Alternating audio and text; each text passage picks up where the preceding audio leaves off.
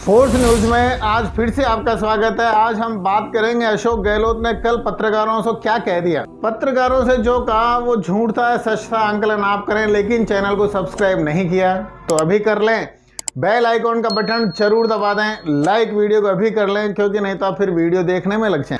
साथियों, कल पत्रकार वार्ता के दौरान अशोक गहलोत साहब ने जब ये योजना लॉन्च कर रहे थे महंगाई राहत कैंप की और फीता कट रहे थे, तो इन्होंने बोला हमें आपस में ना लड़वाएं, कांग्रेस इज कम बैक। अब ये बताओ, क्या मीडिया लड़वा रही है? मतलब आपस में लड़ने का मतलब सचिन पायलट और अशोक गहलोत का क्या मीडिया लड़वा रही है? अरे सीआर के अधिकार आपने छीन लिए उनके। मतलब जब उप मुख्यमंत्री थे और फिर उसके बाद में जब वो मिनिस्टर थे, जितने भी सारे राजस्थान के मिनिस्टर हैं, अधिकारियों के सीआर लिखने का तो अधिकार सीधे मुख्यमंत्री ने अपने पास मंगवा लिया। और उप मुख्यमंत्री जिसके दम पर 99 सीटें आई, उसको हाशिए पे खड़ा कर दिया। अब वो जब उसको इग्नोर कर रहे थे, आज तो लग रहा है आपको गहलोत साहब, आज तो आपको ये बहुत अच्छे से लग रहा है कि है ना राजस्थान के अंदर लड़ाई हो रही है कांग्रेस में। लेकिन जब उनके अधिकार छीन रहे थे, जब खुद सीएम बन गए और सारे मंत्रियों के पर कट कर रहे थे, उस समय पता नहीं चला कि इनमें से कोई दमदार आदमी विरोध करने खड़ा हो जाएगा। अरे और कोई खड़े हो ना हो, आपके समर्थक खड़े हो ना हो, लेकिन खुद के वजूद के दम पे जो सत्ता में है सचिन पायलट, वो कैसे चुप रहेगा? इसलिए अपने विधायकों को साथ में लेके मानेसर चला गया। मीडिया ने लड़वाया आपको मीडिया ने नहीं लड़वाया। आपको आपकी सोच, आपकी जादूगरी ने इस मुकाम पर लाकर खड़ा किया कि राजस्थान के अंदर फिर से सत्ता वापसी की उम्मीद नहीं है। और तो और जब वो मानेसर में सिर्फ सीआर भरने का, सिर्फ घोषणा पत्र लागू करने का, जन भावनाओं के ऊपर काम करने का जब वो मांग कर रहे थे, जब वो आंदोलन कर रहे थे, तो आपने क्या किया? मीडिया के सामने कार रोककर नाकारा, निकम्मा, बेहुदा, वो सब कुछ गाली गलौज सब जो करनी थी वो कर दी। मीडिया ने लड़वाया, मीडिया ने नहीं। आपने ये सारे के सारे काम लगातार करते रहे। आपको तब भी समझ में नहीं आई कि मेरे राज्य का मुख्यमंत्री नाराज होकर वहां क्यों बैठा है। आपने निर्दलियों को, जो आपके पुराने समर्थक थे, निर्दलियों को साथ में लाकर सरकार बचाने के आंकड़े मीडिया को दे दिए कि वो जाए तो जाए, सचिन जाए तो जाए, मेरी सरकार फिर भी बची हुई है। क्यों जाए? आपका ही आदमी है, कांग्रेसी ही है, कोई दूसरा नहीं है। वापस से सत्ता में लाने के लिए सचिन पायलट पूरी भूमिका निभाएंगे। आपने कल मीडिया में को सीधा सीधा कह दिया हमें मत लड़वाओ, we is come back. Come back कैसे करेंगे? जब से मानेसर से लौट के आए और सरकार बचाने के लिए विधानसभा में आपके पक्ष में वोटिंग के अंदर शामिल हुए, आपने अपने ही कांग्रेसी लोगों का, जो उसको तथाकथित सचिन पायलट समर्थक है, कितना सम्मान किया। एक दो मंत्रियों को मंत्रिमंडल में शामिल किया, वो भी आला कमान के कहने से। बाकी की नियुक्तियों में क्या किया?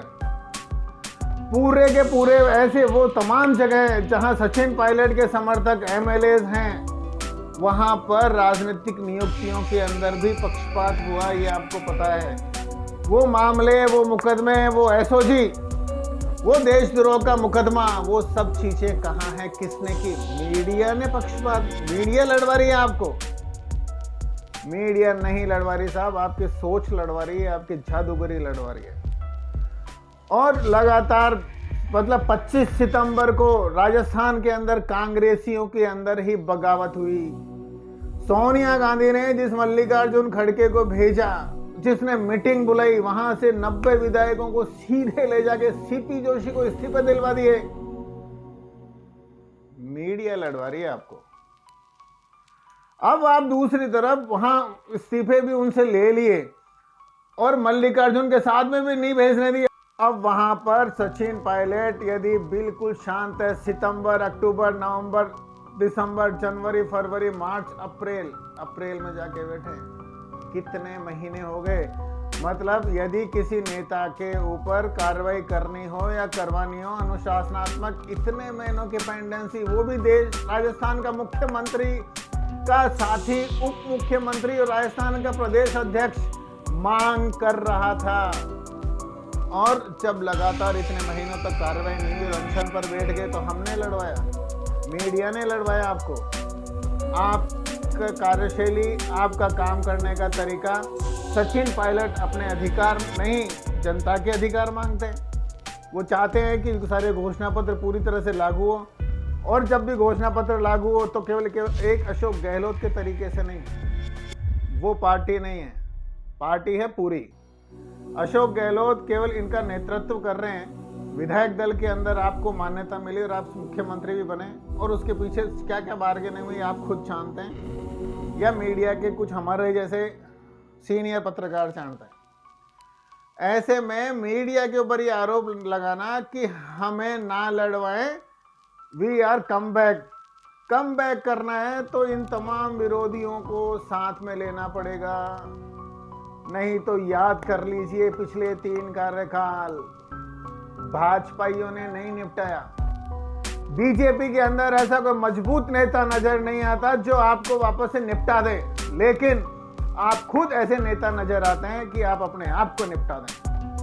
आपके विरोधी इतने पूरे के पूरे 5 साल के अंदर तैयार हो जाते हैं, चाहे पहले महिपाल मदेरणा जैसे लोग हुए हैं, आज सचिन पायलट जैसे लोग हो रहे हैं, या पहले सीपी जोशी की तरह से लोग हो रहे हैं, या उससे पहले भी बहुत सारे लोग हरिदेव जोशी जैसे लोग भी आपने विरोधी बनाए। क्योंकि राजनीति का सबसे बड़ा असूल जब आप ये मानते हैं कि पक्ष अपने साथ में आने वाले लोगों को या अपनी चमचागिरी करने वाले को रेवड़ियां बांटते रहो, और जो भी हल्का सा विरोध कर ले प्रिंसिपल बता दे या कांग्रेस के पक्ष में बात बोल दे गहलोत की जगह, तो आप उसको निपटाने में विश्वास करते हैं। मीडिया नहीं लड़वा रहा आपको, आप इतना सा लंबा नहीं सोच पाए। मतलब कांग्रेस के अध्यक्ष, राष्ट्रीय अध्यक्ष की पद आपके पास थाली में सज के आया था, लेकिन आपने उस मुख्यमंत्री पद के लिए उसको लात मार दी जो 6 महीने बाद में खत्म हो जाएगा। कांग्रेस के दिग्गज नेता बनने वाले अशोक गहलोत साहब राजस्थान से भी निपटेंगे, क्योंकि उनकी सोच और उनके काम करने की शैली, और राजस्थान के अंदर समय समय पे आने वाले दिग्गज नेता, दिग्गज इसलिए बोल रहा हूँ, जब भी अशोक गहलोत साहब को अपने बराबर की टक्कर का नेता नजर आता है तो वो कुछ ना कुछ करते हैं। तो गहलोत साहब तो खैर मेरा वीडियो देखें या उनके ओएसडी साहब इसको देखें, लेकिन ये जरूर बता देना साहब कि बीजेपी कभी भी आपको नहीं निपटा सकती, आपके साथ वाले लोग ही निपटा सकते हैं। आप चाहे कितनी भी अनुशासनात्मक कार्रवाई कर लो, आप चाहे कितने भी लोगों के टिकट काट लो उसके पक्ष के, क्योंकि पिछले दिनों के बयान ऐसे ही आ रहे हैं कि कुछ लोगों के टिकट कटेंगे, कुछ मंत्रियों के भी टिकट कटेंगे। तो मुझे पता है, मीडिया को पता है कि टिकट उन्हीं के कटेंगे जो सचिन पायलट के समर्थक हैं, लेकिन ये सारे के सारे समर्थक तो सरकार निपटाएंगे ही। जातिगत समीकरण आपको सब कुछ समझ में आता है।